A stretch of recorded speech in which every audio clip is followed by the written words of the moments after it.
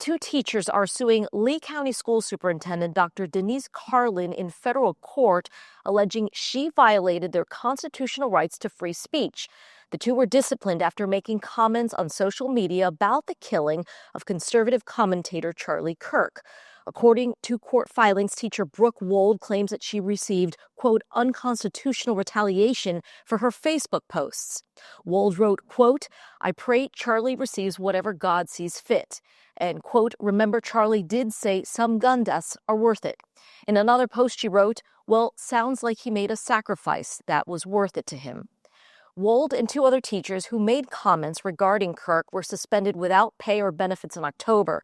A fourth teacher, Morgan Wright, was suspended for 10 days before being reassigned to another school. He also filed a federal suit against the superintendent. We reached out to Dr. Carlin's office for a response on the suits. They declined to comment due to ongoing litigation. According to both lawsuits, the comments on social media are, quote, fully protected by the First Amendment because they were political posts and not threats.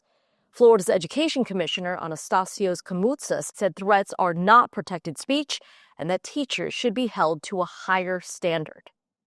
Holding educators accountable for speech that celebrates violence in schools is not a violation of free speech. It is a necessary step to uphold the standards of the teaching profession and the safety of our schools. With more on this story, we're joined by Andrew Spar, president of the Florida Education Association, the state's largest teacher union. Welcome, Mr. Spar. Thank you for having me. So we know that Florida's education commissioner sent a memo to superintendents across the state, which said in part, we'll take a look now, although educators have First Amendment rights, these rights do not extend without limit into their professional duties. That memo also stated Florida law allows the commissioner to find probable cause to discipline an educator who, upon investigation, has been found guilty of personal conduct that seriously reduces that person's effectiveness as an employee of the district school board. Do you agree with the commissioner that there are limits as to what teachers can say when it comes to in terms of their professional duties? Well, first of all, we know as educators that we are held to a higher standard, and we should be. We don't shy away from that. We have a code of ethics in the state of Florida that every teacher must sign onto when they get their teaching certificate. But we also get to have professional lives. And so what concerns me about the commissioner's memo is it seemed like it was a direct threat to educators in the state of Florida, and really a word of caution from the commissioner in a way that really is meant to silence educators. And so that's not okay. We want to make sure that our educators, and they're professionals, right? They know when they come to school as professionals, they're in a professional setting, they have those expectations that they live by. When they're in their personal lives and they're speaking to people in a circle of friends, that's a little bit different. And to say that they can't have a personal life is certainly a concern of ours. So if a teacher condones violence or even advocates for violence, is that crossing a line?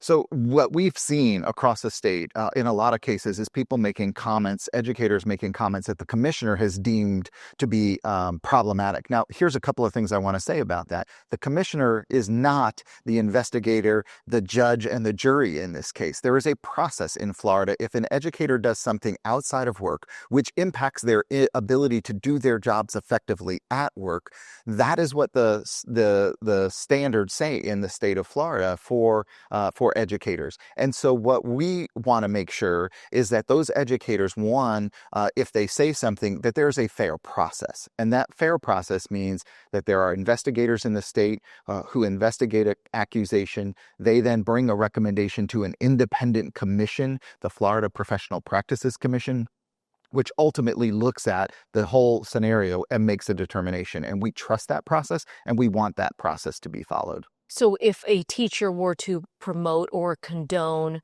violence on their personal social media, do you think that is reason enough to pull them out of the classroom?